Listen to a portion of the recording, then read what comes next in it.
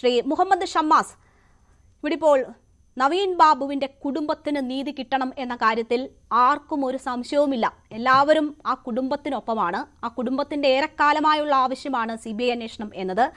അങ്ങനെ ആ വികാരത്തിനൊപ്പം നിൽക്കുന്നു എന്നതാണോ, അതിനപ്പുറം രാഷ്ട്രീയ നേട്ടങ്ങളാണോ ഇപ്പോഴത്തെ ഈ തീരുമാനത്തിന് പിന്നിൽ? ഇവിടെ വളരെ കൃത്യമായി തന്നെ ഈ വിഷയം നമ്മൾ എത്രയോ നാളുകളായി ചർച്ച ചെയ്യുന്ന ഒരു കാര്യമാണ്. കേരളത്തിന്റെ പൊതുമണ്ഡലത്തിൽ ഇത്രയധികം പ്രാധാന്യത്തോടുകൂടി കേരളത്തിലെ മാധ്യമങ്ങളും പൊതുസമൂഹവും ചർച്ച ചെയ്യപ്പെട്ട ഒരു വിഷയമാണ് കണ്ണൂർ ADM ആയിരുന്ന നവീൻ ബാബുവിന്റെ മരണവുമായി ബന്ധപ്പെട്ട വിഷയം. ഇപ്പോഴും അത് സംബന്ധിച്ച ദുരൂഹതകൾ ഇപ്പോഴും നിലനിൽക്കുന്നു. തുടക്കം മുതൽ തന്നെ കുടുംബം ഇതുമായി ബന്ധപ്പെട്ടൊരു CBI അന്വേഷണം ആവശ്യപ്പെടുന്നത് ഏത് ഘട്ടത്തിലാണ്?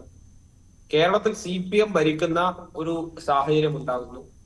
അവിടെ ഈ മരണവുമായി ബന്ധപ്പെട്ട ദുരൂഹതകൾ നിലനിൽക്കുന്നു.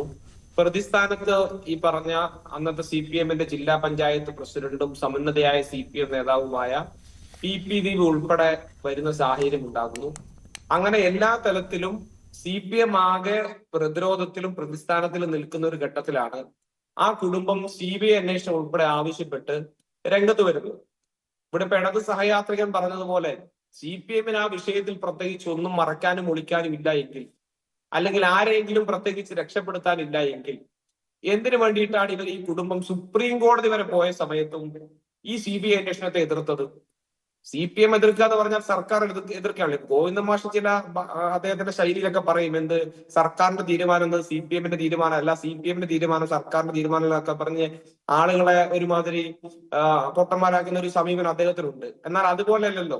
സർക്കാരിന്റെ ഒരു സമീപനമായി തന്നെ സുപ്രീം കോടതി വരെയും ഈ വിഷയത്തിൽ ഒരു CBI അന്വേഷണം ആവശ്യമില്ല എന്ന് നിലപാടെടുത്തിട്ടുള്ള CPM ഈ ഘട്ടത്തിൽ ഏറ്റവും ആദ്യം ഈ കുടുംബവുമായി ബന്ധപ്പെട്ട് നവീൻ ബാബുവിന്റെ മരണത്തിൽ ദുരൂഹതകൾ നീക്കണം, CBI അന്വേഷണം വേണമെന്ന് ആ ഭാര്യയും 2 മക്കളും ഉൾക്കൊള്ളുന്ന ആ കുടുംബം ആവശ്യപ്പെട്ടപ്പോ നിങ്ങൾ ശ്രദ്ധിച്ചിട്ടുണ്ടോ എന്ന് എനിക്കറിയില്ല, ഏറ്റവും ആദ്യം വന്ന പ്രതികരണം എന്ന് പറയുന്നത് CPM-ന്റെ സംസ്ഥാന സെക്രട്ടറി MV ഗോവിന്ദൻ മാസ്റ്ററേതാണ്. എന്ത് CBI, എന്തിന് CBI എന്ന് പറഞ്ഞ് ഇവരെന്തിനാണ് ഈ പറഞ്ഞ മറ്റൊരു ഏജൻസി അന്ന് ഭയപ്പെട്ടത്? സംസ്ഥാന സർക്കാരിന്റെ കീഴിലല്ലാത്ത, സംസ്ഥാന സർക്കാരിന്റെ പരിധിയിലല്ലാത്ത ഒരു ഏജൻസിയെ എന്തിനാണ് CPM-ഉം സർക്കാരും അന്ന് ഭയപ്പെട്ടത്? ഇവിടെ ഇടത് സഹയാത്ര സൂചിപ്പിച്ച ഒരു കാര്യത്തോട് ഞാൻ പൂർണ്ണമായും യോജിക്കുകയാണ്. ദിവ്യയെ രക്ഷിക്കാനല്ല CPM-ഉം ഈ പറഞ്ഞ സർക്കാരും ഒന്നും അങ്ങനെ ഒരു സമീപനം സ്വീകരിച്ചത്. ഞാനത് അടിവര ഇട്ടുകൊണ്ട് തന്നെ പറയുന്നു, അന്ന് കണ്ണൂർ ജില്ലാ പഞ്ചായത്ത് പ്രസിഡന്റായിരുന്ന, ഇന്ന് നവീൻ ബാബുവിന്റെ മരണവുമായി ബന്ധപ്പെട്ട കേസിൽ 1ാം പ്രതിയായി നിൽക്കുന്ന PP ദിവ്യ എന്ന CPM നേതാവിനെ രക്ഷിക്കുക എന്നുള്ളതല്ല ഇവരുടെ യഥാർത്ഥ പ്രശ്നം. നവീൻ ബാബുവിന്റെ മരണവുമായി ബന്ധപ്പെട്ട ദുരൂഹതകളോടൊപ്പം ആ മരണം അന്വേഷിച്ചാൽ, ആ മരണത്തിന്റെ പിന്നാലെയുള്ള ഇടപാടുകളിലേക്ക് പോയാൽ, അതിന്റെ പശ്ചാത്തല സാഹചര്യങ്ങളിലേക്ക് അന്വേഷണം എത്തിയാൽ, അത് പല ഉന്നതരായ CPM നേതാക്കളുടെയും അവരുടെ കുടുംബാംഗങ്ങളിലേക്കും എത്തുമെന്ന തിരിച്ചറിവ് തന്നെയാണ് ഈ അന്വേഷണം തടയിടാൻ CPM നേതാക്കളും സർക്കാരും ആദ്യം മുതൽ ശ്രമിക്കുന്നതിന്റെ പ്രധാന കാരണം. അത് സാക്ഷാൽ സംസ്ഥാന സെക്രട്ടറി ഉൾപ്പെടെയുള്ള ആളുകൾ ഒരുപക്ഷെ അതിനകത്ത് പ്രതിക്കൂട്ടിലേക്കോ മറുപടി പറയേണ്ടി വരുന്ന സാഹചര്യം ഉണ്ടാകുമെന്ന ബോധ്യം കൂടെയുണ്ട്. ചില കാര്യങ്ങളൊക്കെ നമുക്ക് ചേർത്ത് വായിക്കേണ്ടതുണ്ട്. എന്തിനാ ഗോവിന്ദൻ മാഷ് ഈ പറഞ്ഞ ചാടിക്കേറി ആവേശത്തോട് പ്രതികരിച്ചതും, ശ്യാമള ടീച്ചർ PP ദിവ്യയെ കാണാൻ ആശ്വസിപ്പിക്കാൻ ജയിലിൽ പോയതും, ഈ കഥയൊക്കെ ഇതിന്റെ അണിയറ കഥകളും ഇതിന്റെ നിഗൂഢമായ പല രഹസ്യങ്ങളും ഇതിന്റെ പിന്നിലുണ്ട്. കേവലം ഒരു PP ദിവ്യയിൽ ഒതുങ്ങി നിൽക്കുന്ന ഒരു വിഷയമല്ല, ഒരു പ്രശാന്തനിൽ ഒതുങ്ങി നിൽക്കുന്ന വിഷയമല്ല. അതിനപ്പുറത്തേക്ക് ചില പേരുകളും ചില ബന്ധപ്പെട്ട കുടുംബങ്ങളും ഇതിനകത്ത് പുറത്തു വരാനുണ്ട്. ആ ബോധ്യം കൃത്യമായി സർക്കാരിനും CPM-നും ഉണ്ട്. അതുകൊണ്ടാണ് ഇത് CPM ഈ തുടക്കം മുതൽ തന്നെ കേരളത്തിലെ പോലീസ് അന്വേഷിച്ചാൽ മതി, ഇതിനപ്പുറത്തേക്ക് അന്വേഷിക്കേണ്ടെന്ന് പറഞ്ഞു. മറ്റൊരു കാര്യം കൂടി ഉണ്ടല്ലോ രേണുക, ഇവിടെ തുടരന്വേഷണവുമായി ബന്ധപ്പെട്ട് ഈ കുടുംബം കോടതിയെ സമീപിച്ചു. അവിടെയും പ്രോസിക്യൂഷൻ അന്നത്തെ സർക്കാരിന്റെ നിലപാടനുസരിച്ച് ശക്തിയുക്തം അതിനെ എതിർത്തു.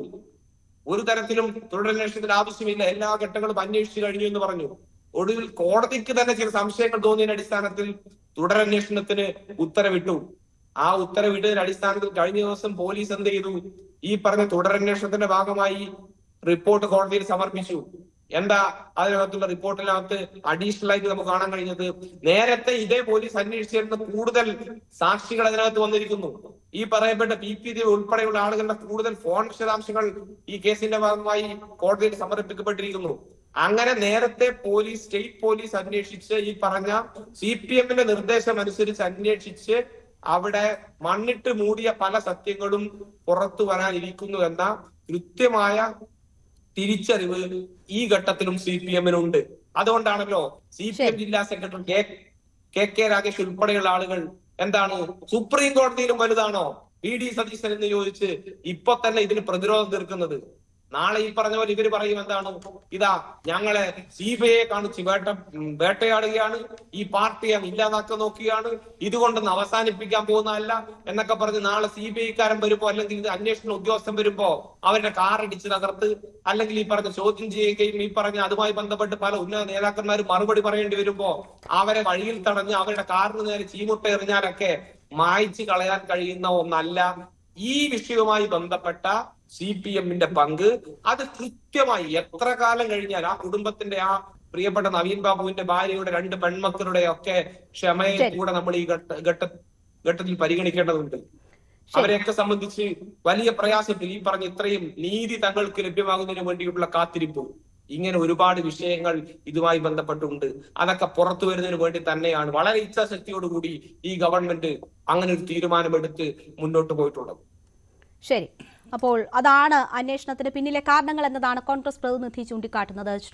ശ്രീജിത്ത് പണിക്കർ, നോക്കൂ, ഒരു CPM കുടുംബമായിരുന്നു. പക്ഷേ അവർക്ക് ഉണ്ടായ ഈ ദാരുണമായിട്ടുള്ള അനുഭവത്തിൽ ഒരു അനുതാപപൂർണമായ സമീപനവും ഈ സർക്കാരിന്റെ ഭാഗത്തു നിന്നും ഉണ്ടായിട്ടില്ല. അതവർ പലകുറി പരാതിയായി ചൂണ്ടിക്കാണിച്ചിട്ടുള്ളതാണ്. ഇപ്പോൾ കോൺഗ്രസ് UDF അധികാരത്തിൽ വന്നതിന് ശേഷം വളരെ പെട്ടെന്ന് തന്നെ ആ ഒരു കൂടിക്കാഴ്ച നടക്കുന്നു. അതിന് പിന്നാലെ തീരുമാനമുണ്ടാവുകയാണ്. നാളെ അത് ഔദ്യോഗിക വിജ്ഞാപനമായി പുറത്തു വരികയും ചെയ്യും.